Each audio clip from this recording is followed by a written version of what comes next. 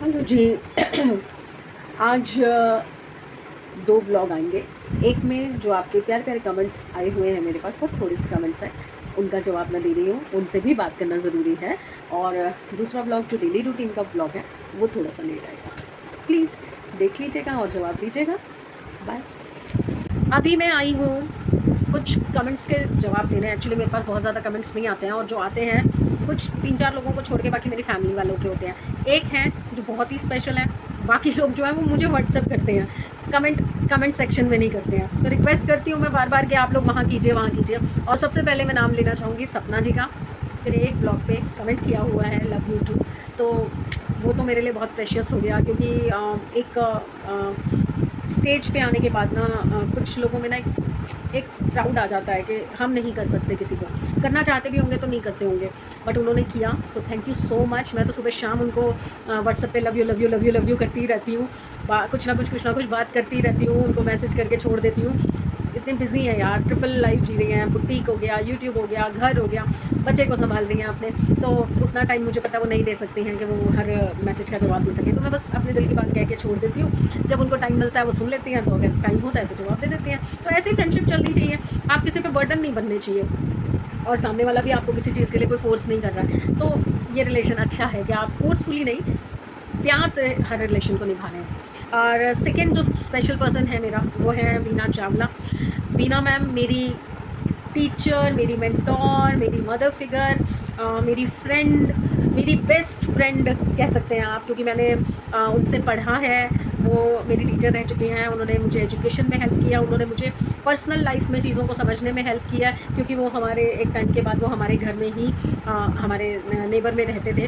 तो बहुत ही अच्छा रिलेशन रहा है उनके साथ मेरा, और वो आज तक भी मेरे टच में हैं। Thank you so much Veena ma'am. और जो सपोर्ट आप देते हो ना इनडायरेक्टली, वो सपोर्ट किसी ने नहीं दिया।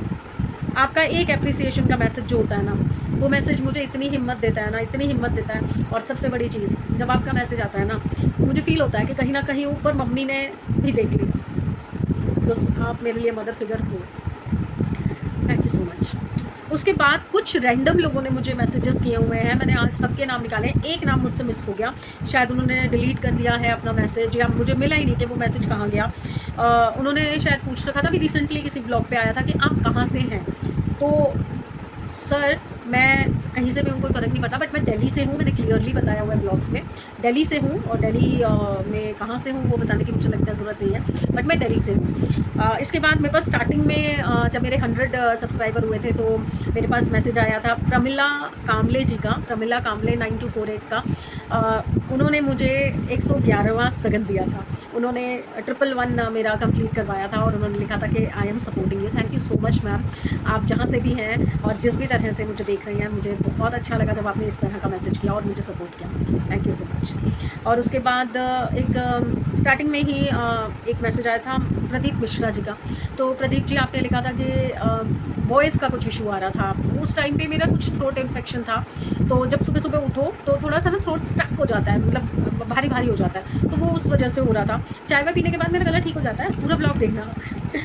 उसके बाद सुरेश कुमार जी का आया था एक मैसेज, उन्होंने ओम साई राम बोला था। ओम साई राम, ओम साई राम, ओम साई राम। साईं बाबा सबके ऊपर कृपा बनाए रखें। एक पूनम जी का था कोई ब्लॉग, नाम याद नहीं आ रहा मुझे, पूनम पूरा नाम नहीं याद आ रहा मुझे, पूनम सम नंबर आगे था 49 करके कुछ। तो उनका भी मुझे मैसेज जो है वो उस टाइम पे, अभी मतलब मैं ढूंढ रही थी तो मुझे दिखा नहीं कौन से ब्लॉग में है। सॉरी पूनम जी, आपने बहुत पहले मैसेज किया था जब मम्मी पापा को लेकर मैं थोड़ी इमोशनल थी, और मैंने बोला था कि माँ बाप को टाइम दो, फैमिली को टाइम दो। तो आपने बोला था कि अच्छी बात बोली है मैंने, ब्लॉग अच्छे बना रही हूँ मैं। तो मैम ऐसा होता है कि चीज़ें जब हाथ में नहीं रहती है ना, तो आप सिवाय बातों के और कुछ नहीं कर सकते। हम लोगों को ना ये आजकल के बच्चों की तरह वो उस टाइम पे ये सब चोचले नहीं आते थे। मदर्स डे मना लिया, कुछ स्पेशल कर दिया माँ के लिए, फादर्स डे मना लिया। हमारी वही लाइफ रूटीन चलती थी। सुबह उठते थे, स्कूल जाते थे, स्कूल से आते थे, खाना खाते थे, 1 घंटा सो जाते थे, ट्यूशन जाते थे, फिर अपना पढ़ाई में लग जाते थे, खेल कूद में लग जाते थे। हमें कुछ स्पेशल हमने अपने माँ बाप के लिए नहीं किया। मेरी मदर जो है वो कैंसर से गई, तो जब उनका कैंसर डिटेक्ट हुआ था, तो उस टाइम पे वो एक अंदर से बस ये हो गया था कि नहीं, अब मम्मी को मैंने पूरा टाइम देना। तो मैंने जॉब भी छोड़ दी थी, मेरे बच्चे भी छोटे थे, मैंने तब भी उनकी परवाह नहीं की। मेरे हस्बैंड ने मुझे सपोर्ट किया, उन्होंने बोला कि नहीं, इस वक्त मम्मी को ज़रूरत है तेरी, तो मम्मी के साथ रहना। तो मैं और मेरे पापा, हम दोनों ने मम्मी की हॉस्पिटल में केयर की। ब्रदर जॉब करता था गवर्नमेंट, तो उसकी सैलरी से उसके जो अलाउंस होता था, गवर्नमेंट अलाउंस मिलता था मेडिकल का, तो उससे मम्मी का पूरा इलाज हुआ। तो ऐसे ही हमने मम्मी मतलब मैंने स्पेशली मम्मी के साथ इतना टाइम बिताया, वरना 22 साल में मेरी शादी हुई थी और मैंने कभी नहीं अपनी मम्मी के साथ इतना सारा टाइम बिताया था। बस ये जो 2-3 साल मम्मी के साथ मिले थे, 2-2.5 साल, बस वही टाइम मेरा मम्मी के साथ था। तो फिर पापा भी अचानक कोविड के बाद कोविड के दौरान पापा भी चले गए। तो मैं बस यही कहना चाहती हूँ कि जब कोई चला जाता है ना, तो हर कोई बैठ के रो लेता है, हर कोई बैठ के याद कर लेता है, पर जब वो सामने होता है ना, तो उस चीज़ की हमें वैल्यू नहीं होती। जो खो देते हैं ना, उनको वैल्यू पता है। तो अगर हम आपको बोल रहे हैं ना कि कभी भी टाइम निकालो, मैं एक चीज़ बोलना चाहूँगी यहाँ पे कि कोविड के टाइम में अगर लोगों को पता हो, जब लॉकडाउन लगा था, सबने ऑफेंस किया था इस चीज़ का कि मतलब मोदी जी ने गलत किया, मोदी जी ने गलत किया। बट मैं एक चीज़ बोलना चाहती हूँ, वो जो 1 महीना, 2 महीना, 3 महीना हमें टाइम मिला था ना, अगर आप याद करो ना, तो हम लोगों ने क्या कुछ नहीं किया उस टाइम के अंदर। जो प्रॉब्लम्स थी वो सबके साथ थी, लोअर क्लास के साथ, मिडिल क्लास के साथ, अपर क्लास के साथ, सबके साथ थी। पर वो जो प्रेशियस टाइम हम लोगों ने अपनी फैमिली के साथ बिताया है ना, मेरी शादी को 23-24 साल हो रहे हैं और मुझे नहीं लगता कि जब से भी बच्चे हुए हैं उसके बाद से भी हम लोग कभी बैठ के लूडो खेले हो रैंडमली, कभी बैठ के हमने कुछ स्पेशल किया हो बच्चों के साथ। पर उस टाइम पे हम अपना टाइम पास करने के लिए चीज़ें निकालते थे। राजा मंत्री चोर सिपाही मैंने अपने बच्चों को लॉकडाउन में सिखाया था कि हम लोग अपने बचपन में ये खेलते थे। आजकल के बच्चे तो मोबाइल पे खेलते हैं, तो ये सब चीज़ें हमने खेली हैं। कार्ड्स खेलते थे हम उनके साथ, जो पत्ते पे पत्ता और रम्मी, ये सब चीज़ें होती थी। लूडो, सांप सीढ़ी, ये सब चीज़ें होती थी। चेस खेलते थे। सबसे बढ़िया जो चीज़ थी वो राजा मंत्री चोर सिपाही मैंने उनको सिखाया था। और फिर डेली रूटीन में उठ के फिर इकट्ठे बैठ के नाश्ता करना। अभी क्या होता है, डेली सबका जॉब अलग अलग है। बिटिया दिन में जाती है, उसके पापा जो है वो मॉर्निंग में जाते हैं, बेटे का अलग रूटीन है, मेरा अलग रूटीन है। अब कोई नहीं फॉलो करता उस चीज़ को। पहले हम लोग वेट करते थे कि अच्छा सब उठ जाए फिर एक ही बार खाना खाते हैं, सब उठ जाए फिर एक ही बार लंच, फिर बैठ के प्रिपेयर होता था, ओके क्या खाना है आज, क्या बनाना है आज, और स्पेशल डिशेस बनाई जाती थी, एक्सपेरिमेंट किए जाते थे। ये सब हमने क्वालिटी टाइम कभी नहीं बिताया। तो वो चीज़ें जब सब रिलेट कर जाती हैं ना, तब आपको फील होता है कि जब चीज़ें हाथ से निकल गई तो उसके बाद सिवाय अफसोस के कुछ नहीं रह जाता।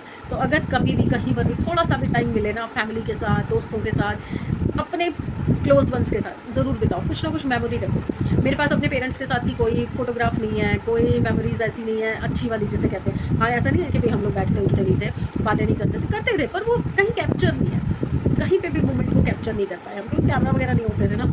आज तो है, करो। आप लोगों को भी बाद में जब वो चीज़ें देखोगे या आपको कोई देखेगा, यानी कि मरने के बाद, जिंदा होते हुए भी, मोमेंट निकल जाने के बाद, साल भर बाद, 2 साल बाद, जब आप वो चीज़ें देखोगे आपको अच्छा लगेगा। बस यही बात थी। और इसके बाद मामी जी ने कॉन्ग्रेचुलेशंस बोला था, अभी ना मैम ने करा था, तो थैंक यू सो मच। मकान के लिए आप लोगों ने मुझे बधाई दी थी, हवन के लिए दी थी, thank you so much.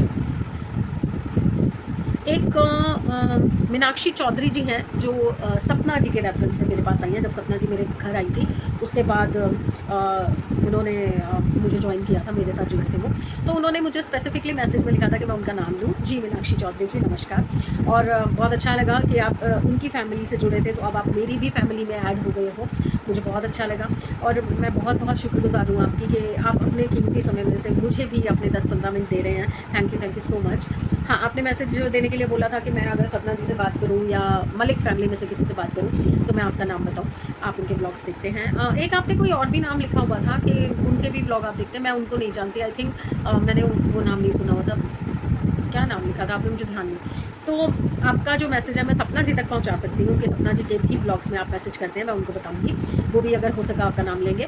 But जो अदर मलिक फैमिली है उनसे मेरा कोई टच नहीं है, मैं उनके टच में नहीं हूँ, मेरा सिर्फ सपना जी तक है। तो वहाँ तक अगर कभी कहीं से बात पहुँचा सकी तो पहुँचा दूँगी, अदरवाइज़ आप उनको तो मैसेज करते ही होंगे, तो ज़रूर आपका भी नंबर आएगा। इतने सारे मैसेज होते हैं उनके पास, तो हो जाता है ना मिस आउट एक आधा नाम। और ऋतु जी जिनका कल मैसेज आया, तो मैंने सवाल पूछा था कि मैं अपनी बेटी को क्या कह के बुलाऊं, जैसे कि पंडित जी ने बोला है कि नाम नहीं लेते, तो मैं क्या बोलूं। तो ऋतु जी थैंक यू सो मच। आपने मुझे बोला कि मैं लाडो बुलाऊं। ये तो नॉर्मली हम बोल ही देते हैं यार, लाडो, सोना और बाबू, बेटा, ये तो हम प्यार से बोल ही देते हैं। पर जैसे व्हाट्सएप पे भी मुझे लिखना होता है तो मैं उसको मैसेज में दिया ही लिख देती हूँ कि दिया कहाँ पे हो आप, दिया ऑफिस से निकले कि नहीं निकले, दिया घर पहुँचने वाले हो कि नहीं हो, रास्ते में कहाँ, मतलब वो दिया ऑटोमेटिकली ज़बान पे आ जाता है। सोते से उठाते हुए भी दिया उठ बेटा, ये हो जाता है। तो वो जो एक दिया नाम घर पे हम यूज़ करते हैं ना, उसको हटाना है, तो वो लाडो नहीं हो पाएगा वो लाड में ही निकलता है, प्यार से ही निकलता है, गुस्से में भी नहीं निकलेगा। कभी डांटना भी होता है तो भी दिया करके होता है, वो नहीं हो पाएगा। लाडो तो प्यार से निकलेगा, वैसे नहीं निकलता। तो कुछ और बताइए ना प्लीज़। और एक और मुझसे मिस हो गया है,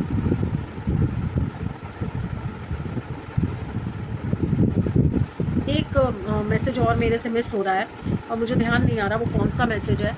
एक मैसेज स्टार्टिंग में आया था मेरे पास, वो मुझे याद नहीं आ रहा किसका था, शायद पूनम जी का था या कुछ रसोई करके था। उन्होंने अप्रिशिएट किए थे मेरे ब्लॉग्स सबसे पहले जो मतलब मेरी फैमिली से हट के कोई था तो वो थे। मुझे सॉरी आपका प्रॉपर नाम याद नहीं आ रहा, बट मुझे ये याद है कि आप भी ब्लॉग बनाते हो, कुछ रसोई से रिलेटेड आपका था नाम।